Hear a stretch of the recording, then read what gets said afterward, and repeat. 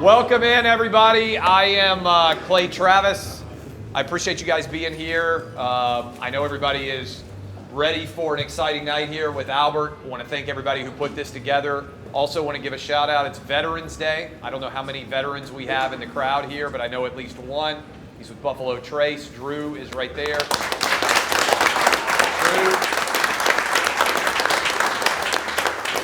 Drew and his wife is here as well somewhere, but Drew was at West Point and then served for 5 years, 6 years after that. So there are lots of people like Drew that we owe a great deal to be able to experience life in the best country that's ever existed in the history of the world, in my humble opinion. And I think it's worth just contemplating that all day long, certainly, but thanks to anybody else out there also who served, or if you have family members who have served as well. Got a guy sitting next to me. I am Clay Travis.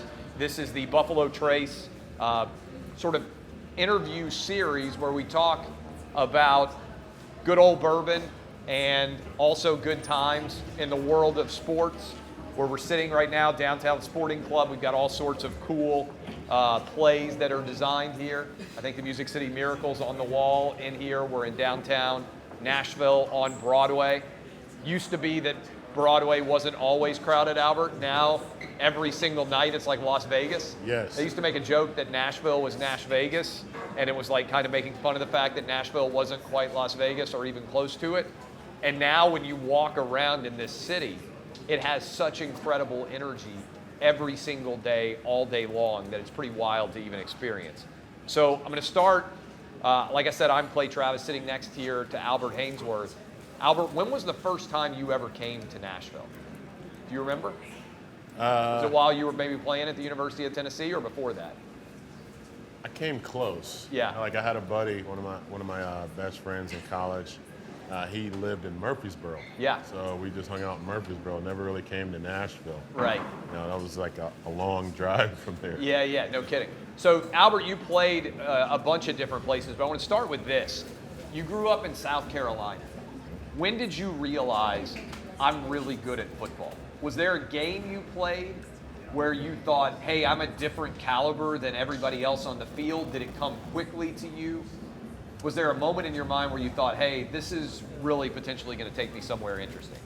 No, not really. I just played, but my mom, she tells me, like when I was probably 7 years old or something, she said I was like laying on the floor watching an NFL game. Yeah. And she said I turned around and said, I'm going to play this one day. Turn back around and continue to watch. Yeah. Like she said, she remembers that clear as day.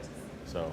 How did you end up at the University of Tennessee? How much of a recruiting battle? How highly recruited were you? What made you decide on Tennessee? Well, you know, Tennessee just won national championship. I mean, I had scholarship offers to anywhere I wanted to go. I think I remember them reading it out in high school. It was like $3.2 million worth of scholarship offers. Yeah. So, honestly, I really like Georgia. That's the crazy thing. That was like probably my first pick, and that was my first visit. I went there. My host was Marcus Stroud and Richard Seymour. Yep. And it was during that game week, so like I flew out after a high school game, in a private jet, and then get to Athens, and I actually play in Tennessee. That's the funny thing. So they're actually playing Tennessee. So that was my visit. They lost that game because it was a national championship year for Tennessee. I was at that game. I was in the upper deck. Yeah. Tennessee whipped them pretty good. Yeah, it was. That was Jim Donnan was the coach, right? Yep, that's exactly right. And it's kind of funny. I met Coach Donnan. I thought he had the biggest head I've ever seen in a human being. I mean, this thing was just giant. Yeah. This is coming to things that I remember. But I really liked Georgia, but it felt too good to be true, And I really had a great connection with Coach Brooks, Coach Fulmer, who I still talk to. I actually talked to Coach Fulmer earlier today. Yeah. And it just felt right. And then they had Miss Jackson there. She was like a mom, like a team mom type. and it just felt right. So that's why I chose Tennessee. So you guys had an incredibly talented defensive line at Tennessee. John Henderson, who grew up in Nashville, was on that defensive line. If I remember correctly, Will Overstreet also was an incredible playmaker on that defensive line. How good was Tennessee, and what do you remember about those first couple of years in Knoxville? Well, coming in my freshman year, we had Billy Ratliff. Oh yeah. Darwin Walker as the 2 defensive tackles, the startings, and I was like backing up. I was the second string. And you had Sean Ellis, and who was the other end? It's slipping my mind. But you just had these dominant guys, dominant guys that are getting drafted. In the NFL. I mean, that year, I think we had 11 guys going the first 2 rounds. Yeah. And it's just, it kind of just set the tone for you. Right. Know how to prepare, know how to practice, and know how to play.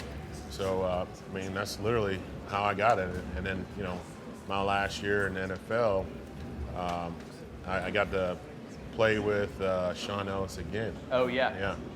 Coming up big brother again. You hated South Carolina. Absolutely. Why did you hate South Carolina? Well, it was a lot of kind of personal things. So once I announced that I'm going to Tennessee, going into class, literally if I'm walking in the door and the bell is ringing. In high school? Yes, they would send me to the office, and I would get suspended for 3 days for being late. Because you picked Tennessee. Right, and then because everybody in my high school, let's just say 85% of the teachers, South Carolina, maybe another 10% Clemson, and the other ones are all from Wofford or something like that, all in South Carolina. So for me to choose South Carolina, even my high school head coach, football coach, in high school, he told Coach Fulmer and Coach Brooks that I wasn't worth a scholarship. Wow. He said that I'll be done in 6 weeks, and then guy was just awful because he loved South Carolina, and then his idol Lou Holtz came there, and he was like, "You gonna take a visit?" I said, "No, I'm not gonna take a visit to South Carolina. I'll take an unofficial." And he told him I wasn't worth a scholarship. Even when I came out early, and to get drafted, here to Titans, 15th overall, he told my coach that I wasn't worth a pick. Wow. It was just. You're talking about against a kid, right? This grown man is like that. You think you would be proud that one of your players are going to a big time school, right? It wasn't like that. I remember you disliking South Carolina and there being one series on the goal line, which I bet you remember as well, where basically you blew up the line multiple times. Do you remember that sequence that I'm talking about? I think it was the first time that Naismith supposedly lost a yard, or who I can't remember the running back. That was the first time he ever lost a yard, or something like that. I'm like, yeah, right, okay, well, we'll prove that. And so you just blew up the line, and that anger and intensity against South Carolina kind of fed through at that point in time. Right.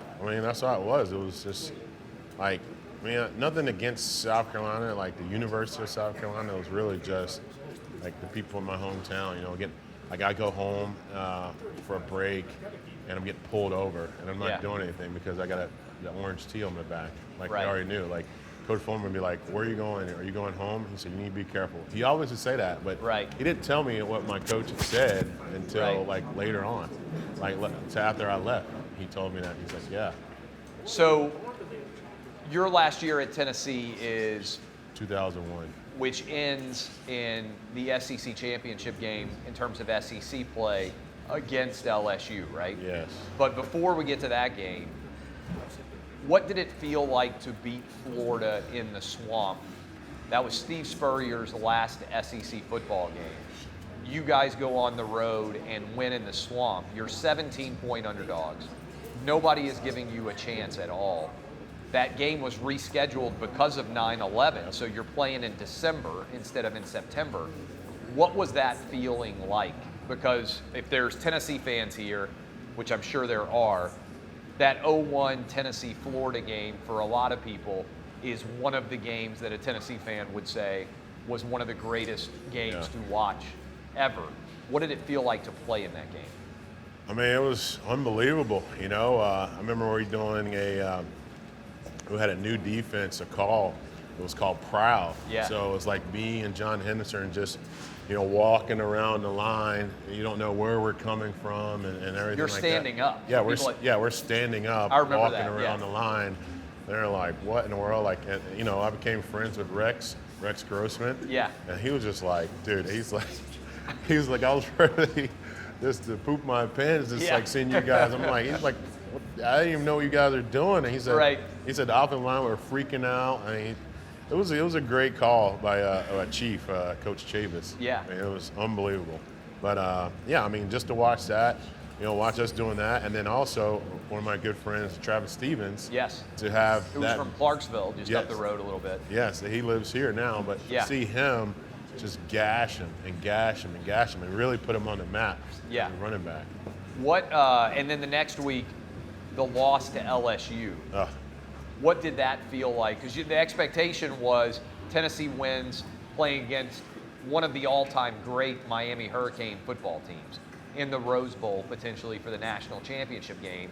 But smack dab in the middle was an LSU team that you had already beaten. And then you guys knock Rohan Davey out of the game early, and Matt Mock comes in. I mean, and I know, I can imagine sort of the staring into space feeling after that game was over, because you guys probably feel like you'd win that game 8 or 9 times out of 10. Yeah, I mean, we knock Rohan out, and we also knocked the starting running back. That's right. Out. So, and then here come Matt Mock with his glove on. Yeah. Like throwing the ball, just running around. It was hard to like capture him. I mean, that was super frustrating because we were up at that point. Right. Yeah, I think we were up like 14 or something. Yeah. And coming into halftime, and just to like lose it at the end, it was just devastating. I mean, I was ready to go to the national championship because we would have won. I mean, we were a dominant team. I mean, we were just ready to go. That was definitely heartbreaking. And then, of course, Matt Mock came to the Titans. Yeah, right. And me to get to talk to him about that. I was like, and then like everybody was like kind of clowning him when he went out in practice because he got this glove on. It was like, well, I said, hey, be aware of the glove. I mean, I was like, he'd do some damage, but then he lasted a couple of years with us, but it was awesome. He's a good player. So. You get drafted by the Titans. Were you excited to stay in Tennessee? I didn't really know how to feel. I was kind of feeling lost because, I was at UT, started to come into, I guess, my own, and then, I chose to leave. And was that a hard choice? It kind of was, but I had a son. He was at that time when I left. He was, I guess when I got drafted, he was 11 months. Yeah. So it was. That was kind of hard. So I was like, hey, I got to take care of my son. I got to do that. So that's why I chose to leave. Chose to left. But coming here, it was kind of starting back. Like, I was a big fish in a big pond, and then now I'm back to a little fish in a big pond. And trying to prove myself, and like prove myself to the guys. I mean, that's why I like. I'm very fiery. Yeah. So that's why you see me getting into fights and stuff like that. I don't take anything. Right. I don't go with that rookie. Do you so you got into a lot of brawls in practice, I think also at the University of Tennessee. There's one story that you brought a tree branch once? No, it was like a stretching stick from my locker room. From my weight room. You brought the stretching. You were gonna like beat him with the stretch. Yeah. He was just. We had it was a dirty player, man, and he just. Like he was like, hey, Al, take it easy. I got my cast on my arm and stuff like that, and then like I'm going against the center, and we kind of like just pushing, not fighting, and he comes and like clubs me with that cast on the back, and then like I'm taking it easy on you, not killing you in practice. So it just like infuriating. There, like Coach Fulmer was like mad at me. I'm like, are you kidding me? So I just lost it, and then it's like went and got the stick. So does that still happen to you now? Do you still have a temper like that? And does the temper last, or is it like you're super mad for like 5 minutes and then it's gone, or is it something where it stays? What's that? It's like. And is it beneficial to have that in football in some ways? Oh, you got to have that. You got to have that fiery temper. But like, and it can cost you too. It cost me $1.1 million one time. When you stepped on Andre Yeah, it cost me about $1.1 million. But They fined you $1.1 million for that, or you had to sit out and that's well, sit out and pay back some bonus money and stuff like that. Yeah. So yeah, 1.1. When you did that, by the way, for people who don't know, you stepped on, was it Dallas Cowboy, Andre Garrod, I think, if I'm not mistaken? When you did that, did you think, uh-oh, I'm going to be in trouble now? Or were you like, I want to step on him with the other foot now, too? Well, I don't think I wanted to do like $2 million. Yeah. You know, that wouldn't have been good. But did no. you know instantaneously, you're like, uh-oh, I'm in trouble? Well, you know, now. I was like so enraged. It really was almost like a blackout of what happened. And then like really it kind of like literally come to in the locker room. And nobody's in the locker room. I'm like, oh no. You're still sitting there in your pads and like you're... Yeah. I just, I get to the locker room. I mean, I saw myself even the video, and I'm just like, I don't even remember that. You don't remember leaving the field, leaving the stadium? No, I don't. No. Yeah, we're leaving the field, but then I go in the locker room, change, and then, you know what? And I'm watching it on the TV in our locker room. And I'm like, oh God Almighty, But I lost it, and I think why I lost it. Well, not why I think, but why I know I lost it is because, one, he chopped me. That's kind of part of football, I guess, or whatever, but he tried to blindside chop me. And then I got up and was like, dude, you can't block me straight up. And he'd say, no, I'm trying to put your A out. I mean, so that was like, I'm intentionally trying to hurt you. Right. So that was like that was a switch. And then I tell my coach on the sideline, and then, he's wild and crazy, Washburn, and he's like, yeah, you better get that, And so I just kind of went into this like, I don't remember halftime. I don't remember anything. It was just like literally this rage and this. I remember seeing him like on the ground. I was like, I'm gonna get you back. I mean, it was literally like, I don't know, just like trying to end end my career, because if like the way he chopped me, if my leg was planted, it would have blown my knee out. Right. Like absolutely.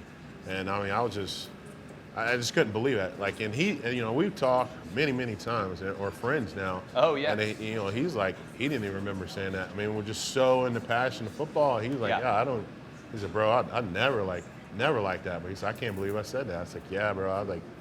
I said that made me just go into a rage.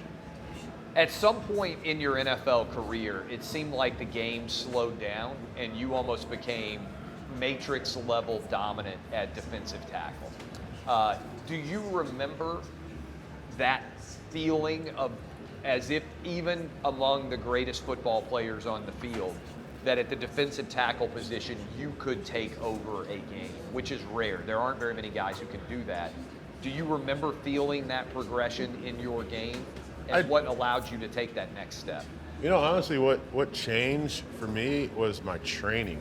Like I used to do the training at the complex, and just I was like, everybody was like, oh, he's contract year, he's like doing that. I was like, nah, I just like changed my training. I brought somebody to me and they trained me. So it was like a one-on-one session, and we did stuff for a defensive tackle. Like everything was what position specific. Yes. For my position, and that's literally what happened. It wasn't like I still saw the game the same way, and it was slow down, but I was like more powerful. I was more like explosive because of the things that we did. Yeah. And not to knock the team's trainer, because I love Watterson, Steve Watterson, who was our strength coach, but like that's what the teams do. They it's just like one kind of blanket workout. Like, all right, hey, the DBs are going to run 110s, the linebackers run 80s, and then the D-line runs 60s. Like we're not running. You don't run that in the field. So I was doing like more short, explosive, like 5-10 yards, and having resistance, and having pulling and like changing direction, and then like the punching power, like having like some straps that I put on me, and when I get off the ball, like punch. I mean, just everything was like within like 10 yards. So like that's why you saw me like being more explosive, faster and stuff like that. And then I did the same thing. Like then I went to Washington. I'm like, all right, be with the team, work out with the team and stuff like that. And it's, again, like I knew the game, but I wasn't explosive as I was before. Yeah. So when you got the contract, so you had an incredible run with the Titans here. You become a free agent. you become the highest paid at the time, I think, defensive player in the history of the NFL. In retrospect, was going to the Washington the right decision? And how did things change for you when people started saying, you know, Albert Haynesworth, and then there's a comma, the highest paid defensive player ever? What kind of weight does that put on your shoulders that's different than being maybe the weight that was before? Well, I loved playing here and would have loved to stay here, but the NFL is a business. Yep. I mean, it's 100% a business. So, you know, I try to get a deal done before the season, and I mean, like my deal would have been probably the fifth or sixth highest defensive tackle, like not player, tackle, right. like what I was asking for, and they didn't even like want to do that. Like literally, I was asked for like, I got down to $32 million over 4 years. And they wouldn't do that. No, they said 4 years, $28 million. Yeah. I'm like, man, like I'm 2 times like defensive player, you know, like one runner up and winner, and you know, all pro and all that stuff. And it's like I thought y'all like me, or you know, not love me, but at least like me. Right. And then they like gave somebody else like that money. I'm like, so how much more money did you end up making by not signing that deal with? Like Washington ended up signing you for what? $100 million over 7 years with 41 guaranteed. Yeah. So I mean, a monstrously different dollar figure, and that's just like a year later. And that, yeah, but that wasn't even my goal. Like I was asleep. I had a condo right here in the Icon, and I was sleeping, and my phone's ringing, and my agent's on the line, and he's like, hey, I got a deal with Washington. I'm like, okay. And he was just like, yeah, you want to hear much? I was like, all right. And he was just like, it's $100 million and you know, 41 guaranteed. I was like, man, 41 is an ugly number. Can you like make it 45 or something? He's like, Albert, you need to wake up. This is the largest deal, defensive deal ever in the history of football. Like, you need to wake up. I was like, oh, okay. I was like, you think that's a good deal? And he's like, it's a great deal. I said, all right, I guess I'll do it then. I was like, I'll do it. It wasn't like me. My goal was to look at big media things, because like what we did here at the Titans, it didn't get hardly any publicity, right? Because we were a small market team, you know, and we'd see other teams, you know, like do more. Really less than us, and like the Giants and all that stuff, and they're all over ESPN, all over this. Right. So my goal was literally just to go to a big market team, do the same thing. So like I asked him, like, hey, you know, are we going to play the same defense, just like I did at the Titans? He was like, yeah, we're going to do the exact same thing you did at the Titans. We feel like we have better athletes here, and so we're going to like let you rock. And then, you know, I talked to Dan Snyder, I talked to Vinny Serrano and Jim Zorn. Yeah. You know, and I'm like, okay, you know, that's the owner, you know, the president, and the head coach. And then we get there, like OTAs, not OTAs, but the first, mini camp. And we're like doing all this shuffling, and I was just like, what in the world? I mean, like, I never shuffle, you know, never, you know, you like if the offense changed strings, and then you guys change, and you're doing this, and they calling all these plays, changing the plays. Right. I'm like, what in the world? I was like, so I asked after that practice, I go ask the D coordinator, like, hey, I thought we were going to do Tennessee stuff. He was like, no, we ain't doing none of that. He's like, I run over here. And I'm like, how's the head coach say you're going to do it? And then the D coordinator's like, no, we're not doing it. I run everything over here. Like, I'm the one that everything stops with me. Right. And I'm just like, so y'all lied to get me here? I mean, that was really the first time, like, it started bad at Washington. Like, you guys lied to get me here. Like, I would have never came to this system if that's what you wanted to do. Right. Because that's not my game. My game is to basically destroy and you know, to destroy the line. But I can't focus if you're calling things behind me, and now I'm sitting here thinking like, oh, where I got to move and all this stuff like that. And then like, oh, you're out of gap or something like that, because I'm thinking. So you're not being explosive. You're not being like what I was, you know. So that was like the big thing at Washington. Everybody thought like, oh, you got money, you got paid. No, I didn't care about the money. The money wasn't my deal. My goal was to get to the Hall of Fame. Yeah. And so if you could do it all over again, better chance to go to the Hall of Fame somewhere else, you would have taken less money? No, I mean, yeah, I mean, it wasn't about the money, but like Tennessee, and this is what kind of pissed me off, and it's crazy because I see him at the gym all the time now, is Reinfeldt. And then he put out like a comment, something like, well, you know, we wouldn't have gave him that, but we would have gave him 20% less. I was like, dude, if you offer me 20%, you know, basically offer me $80 million. Right. You'd have signed in a heartbeat. 100%, like, you know. And I mean, everybody's like, oh, you're about the money. I was like, no. I said, if I was about the money, I would have went to the Bucks. So as I'm like getting ready to get on the plane to go to Washington, the Buccaneers call, and they offer me $135 million with like the same bonus. So like it's in Florida, it was like no tax, and all that stuff. So I made more money. But it was another small market team. So I was like, no, Right. I don't want to do that. How did your life change when football wasn't in it anymore? Was that a tough transition? Not at all, because, you know, like at the end, like it really just started getting like bitter. Like football became like a job and not fun. Like when we were here at the Titans, you know, with Keith Bullock behind me, and Yep. you know, all my guys like Javon Curse, Tony Brown, you know, Kyle Vandenbosch right beside me. Those are like my brothers. We had a whole lot of fun. And then I would go to Washington, and I mean, it wasn't. Like guys were more worried about literally be at the game, like before we got to come out or something, or in the locker room.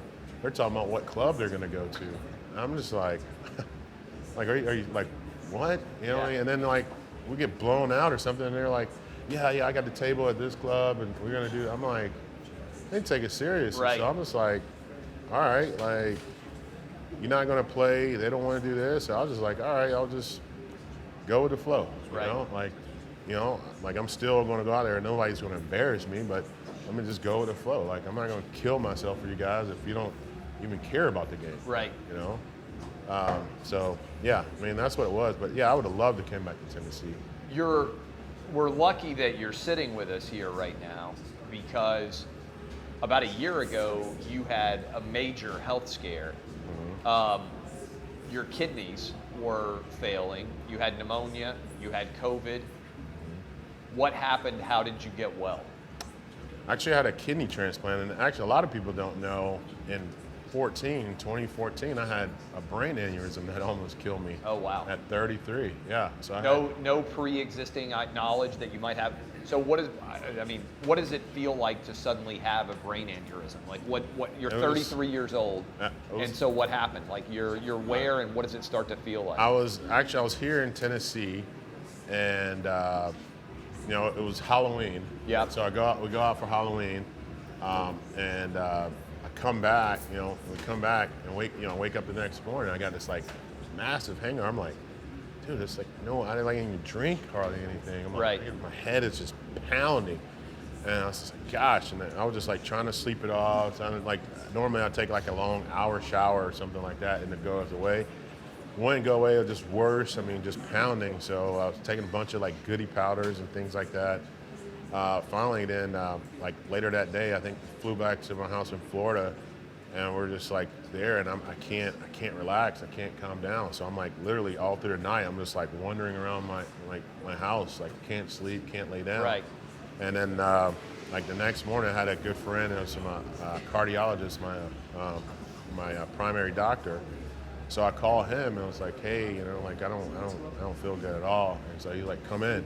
So I go into his office, and just from the side of me, by the time I get there, I can barely walk at this point. Like I'm wearing shades, I'm making him turn off all the lights and stuff like that. And then he like checks my blood pressure, and my blood pressure is like 221 over 146. Wow. And he's just like, he said, I'm just going to admit you for your blood pressure. You're going to stay overnight. And so he ordered a bunch of tests, and they kept saying like, no, it's nothing. You know, it's a migraine. Send him home. He's like, this guy ain't going to complain over migraine. I know that. And so they like did some more tests like the second day, and found like finally did a spinal tap. And so like I remember, because you're kind of like out of it, but you're still awake. And I remember the doctor was like, oh, you know, and when they tapped my spine, because the fluid shot out. It was like 3 times the pressure it's supposed to be, and there was blood in it, in my spinal fluid. So then they so then they're like, all right, we're going to do like an MRA. It's called MRA. It's just like an MRI, but it's of the brain and the vessels. And that's when they found, a massive rupturing. Well, it wasn't rupturing, but a massive aneurysm above my head. How close were you to dying from the aneurysm? He said if I probably didn't come in 2 hours, I would have been dead. He said it would have ruptured. He said it had been done. So that happened in 2014, and then in a little bit over a year ago, you had basic kidney failure? Yeah, well, that's when I found out. That's when I found out that my kidneys were less than 50%. A function at that point. Yeah. And they're like, your kidneys are failing. So I was like, all right. I kind of didn't know how really to take that. It's like, okay, well, I'll just do what I'm supposed to do. And then it was like, 2018, I think, I believe, when they shut down. They completely, pretty much shut down. So then I had to go into dialysis. No, it was 2019, I'm sorry. And I had to go on dialysis. And so I was on dialysis for almost 2 years. You're a big guy. How much weight did you lose when you were on dialysis and things like that? I don't know, man. After football, I gained some weight, but then I was like, I got to get back active. So, right. So I got back down, and then I would say in a transplant, I probably got down to 300 pounds, 315, I would say. Probably 315. And then now I've just dropped it down to I'm 295 and working out to get back to 280. So when you have the kidney failure, what do they tell you about your health prognosis going forward? You're on dialysis. How long can that last? Well, I mean, there's people been on dialysis that don't want to get a transplant for 20 years. Yeah. But I don't know how they do it. Because I just felt awful. Yeah. Completely awful. I remember my youngest son, who is 6 now. So this was 2-3 years ago. So he's 4. He's playing t-ball, and he's a great athlete. And then he's so shy. He was shy and wouldn't go out there. It's like, all right. I said, all right, I'll go out there with you. So, and he was like, Daddy, you run the bases with me? I was like, all right, yeah, I'll do that. And so he hits the ball, and I'm running with him to the first base, and I'm turning aside. I'm like, God. And I was like, this is awful. I couldn't do it. Right. I couldn't do it. And he continued to run and everything, and I finished. I was just I would get winded walking up the steps. I'm like, am I really that out of shape? Right. I'm trying to, and then I got a new puppy, so I'm trying to walk him, and I could barely walk around the block. I mean, it was awful. I felt like I was 80 years old. So you needed a new kidney, and you went on social media and said, hey, I need a kidney. And some people came forward to see, because you have to be a match, right? And right. You're O negative blood, which is rare.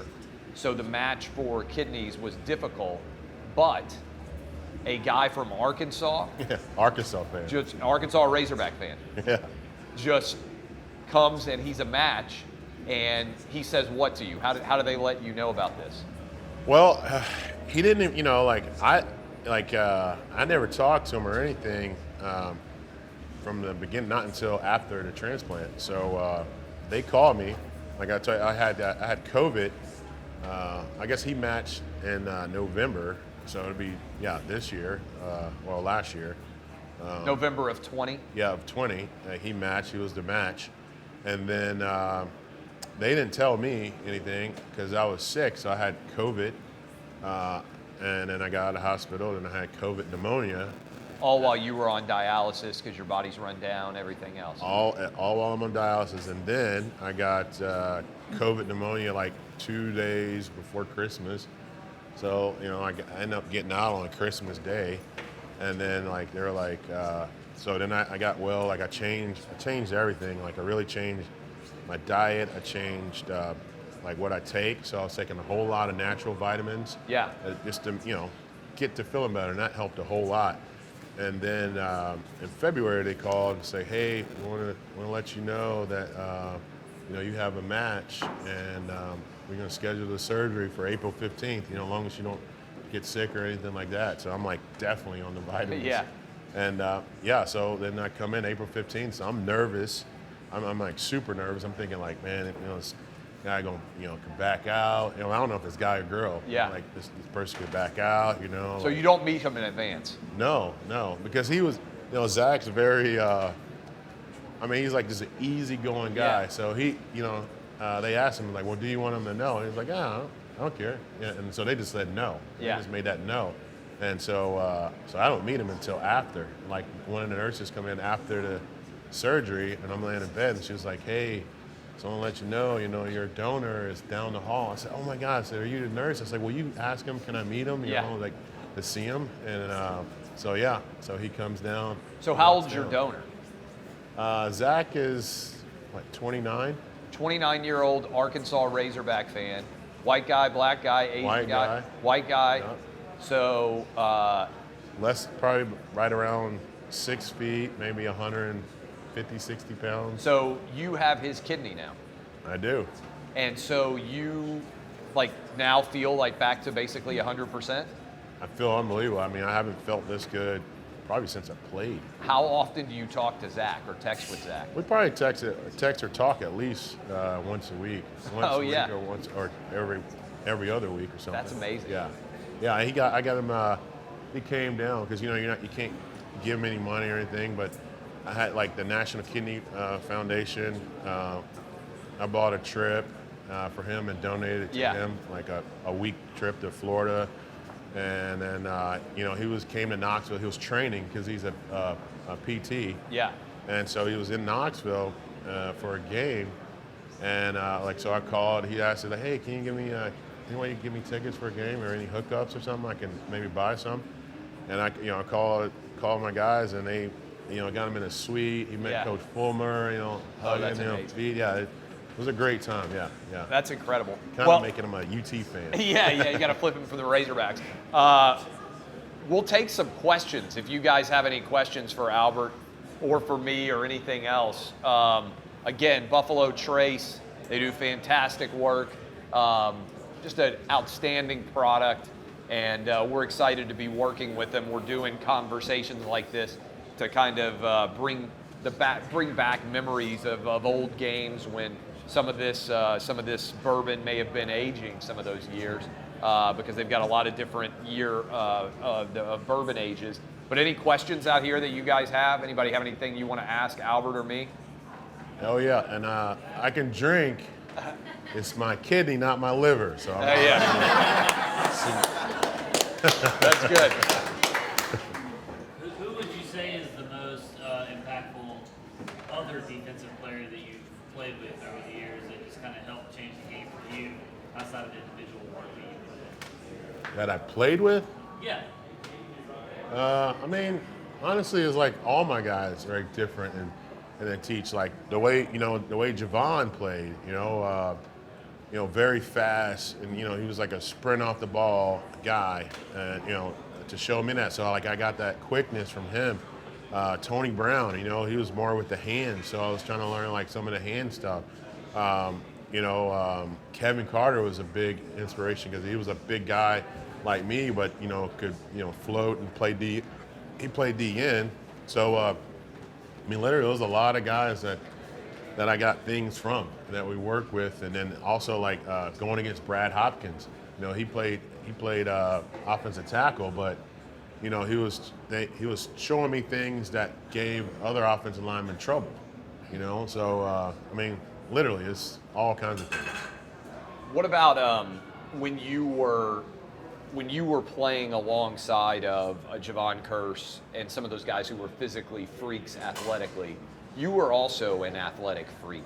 What, like off the ball, what did you think your best attribute was? Like I remember talking with some of those guys and they would say, for 10 yards, like you and Javon could run as fast as a running back, right? Like inside of that 10-yard space. Now maybe not 20, 30, 40 yards down the field, but did you feel like that athletically, that even with the skill position guys, like you could hunt them down basically inside of the line? Yeah, that's literally what I worked on is the 10-yard, not the shuttle, but just getting off the ball. So It was really that explosion, and that's really, that's where my game changes. Like really getting off the ball. Like Jim Washburn, my D-line coach, he really worked on that a lot. Yeah. And the things I did and said, instead of like side-eyeing the ball, because you look at like you watch a game. Just there's like a game on now. You look at the D-line. The D-line head, the defensive lineman's head is face forward. They're not looking at the balls right here, and their head is forward. Like, why are you doing that? Because out of here, this periph, it's a slower reaction. Yeah. So if you like look at the ball, and as soon as you see the ball move, you get off. And I mean, like offensive linemen weren't expecting that. And then I had power behind it. Yeah. So that's why you see me like knock guys back so quickly, because they weren't expecting me to be on them so fast. What play is your favorite in your career? If you had to point to one or a moment where you're like, hey, this is the thing that I look back on if I sit back and think about a game or a play, is there anything that stands out to you? Or is there any play you wish you had made that you didn't, that you sit back and you think about? I mean, there's a few just good plays, like really great plays, and tone setters that I got fined for, but like it really hyped the defense up. Like my rookie year, me slamming Amos Zeraway. Oh yeah. Like on his hand, I picked him up and threw him down. I like roughing the running back. I don't understand that, but yeah. So that was one, and then there was another time like who was my boy? We were like my nemesis on the field, but we became really good friends. Brandon Jacobs. Yeah. So he'd run everybody over, and then I picked him up and literally just bammed him. Everybody's like, "Oh my God!" Yeah. It's just the manhandle him, I guess. And then jumping over the line against the Falcons when they were like driving, they were right there about to score, and jumping over the line and grabbing Leftwich, and he's trying to pitch the ball, and he pitches it, and it's like 9 yards back, so it's 9-yard loss, and how he won the game. What about, by the way, Jeffrey Simmons now? Do you see your game in Jeffrey Simmons? Does he remind you of yourself? Absolutely. I'll like hand him the crown like he's the next, but they need to release the chains off of him. Yeah. What do you see that he could do that he's not doing now? Well, I mean, he had 3 sacks on Sunday Night Football against the Rams and was dominant. He won the game by stopping the Josh Allen sneak. When I watch him play, he reminds me a lot of you. Yeah, I mean, that's what I think it's just letting the chains off. I mean, I didn't get to watch all that game, but to me, he's like a racehorse with a plow on. Yeah. They just need to release that plow, and he could play. I mean, he's super strong. He's getting quicker, and I need to get with him to start watching the ball and using his hands, extending out where they're not getting into him. Right. And then the way their scheme is, they're just letting them basically like the D line are just users for the linebackers to run. I mean, they get the blitzes and things like that. They need to basically every man for themselves. Yeah. So I thought they would use a lot more of Schwartz's thing that he did with us, because I mean Jeffrey Simmons is I felt just like me and can do great things if they do it. I mean, I was sad to see him let go. Who was it like last year? The first pick, Texas, the DN. Big. I mean, who was it? Yeah. From the Texans, like the first pick. I mean, he was just a great DN. He was like a Myles Garrett. He's Clowney. Clowney. Yeah, sorry. Yeah, Javon Clowney. Yeah, like him and Myles Garrett. Like if they had guys like that and run a game, they would have to get rid of the ball super quick. Yes. I mean, that's just what they kind of need to do. But they're about the running the linebackers and all that stuff. I'm just not a fan of that. What other questions? We can also just walk around. I mean, you can say hi to everybody. Yeah, what you got? Other sports in grade school or high school? Believe it or not, I started playing football when I was 6 years old. Never missed a year until I retired. I played some basketball. Like my family is actually, my dad's side is all basketball, and they're all short. And believe it or not, everybody on both sides of my family are short. Like my mom is 5'3", my dad, he was like 5'7", 5'8", all my uncles are like. So where did your size come from? Do you have any idea? I think the mailman was 6'6". Yeah. No. Yeah, the mailman was 6'6", I think. But no, my grandma, she used to tell me that her uncles were tall, like real tall. So I think that I got that from that. Yeah. Sorry. At what point did you realize in your career that your experience had taken a bigger percentage of you extending your career than your athletic ability? That your experience took over, that you knew more than they knew when the new guys were coming in? You know, it was, it's still like D-line, you still got to be very, very physical. Like, there's no kind of way around it. So for me, I didn't really care about, I didn't care what they were running. I didn't care what the offense was running. I didn't care what the offense was doing. My deal was just to destroy that guy in front of me. Like, it didn't matter what. Like, and that was the thing at Washington where they worried about what the offense did. Like, oh, if the offense do this, we're going to do that. If they do this, we're going to do. I mean, it's like, forget it. Like, we dictate. Like, that's how we played at Tennessee. We dictate what you do. And like coaches would tell me, like, yeah, like, you shut down probably like half our plays that we had to take out of our playbook just because we know you would, like, you know, create a loss or destroy the play. So that's what you want. But Washington was just totally different. You had a question, yeah. Yeah, so all the coaches that you played with, who had the most impact as far as like your development? In the NFL or? Any level. Overall. Well, you know, like Coach Brooks was great in college. He helped me, you know, a lot. But then when I got to the NFL, like Jim Washburn was like hands down, like taking my game to another level. So I definitely have to give the Coach Brooks and Jim Washburn. Yeah. Coach Wash, pretty unique guy. What were your initial reactions to him when you came in the league? I don't know. He looked like a big crazy Doc Brown from like Back to the Future. He got these, you know, his hair was like that, and then he like these ice blue eyes and stuff like that, and then he like dip in, and then it'd be like spit all over his face and stuff. Like, but you know, like me and Wash, like, I love Wash. I still talk to Wash to this day. We go to lunch at Brick Tops and stuff like that. So, like, he is my guy. Like, he is my guy. I mean, he just interesting guy. Like, things I can't even say because it's on TV. Like, I mean, like, stuff he would say to guys, like, oh, my gosh. I'm like, Wash, you ever say that to me, I'll kill you. He said, no, I won't never say that to you. All right, I think this is fantastic. If you guys want to come by, say hi to me or Albert. We want to thank Buffalo Trace, thank Albert Haynesworth for being here. These are a lot of fun to do. For everybody out there watching them, I hope you guys have enjoyed this as well. Raise a glass. Thanks to Buffalo Trace. Fantastic product. Thank you. Cheers.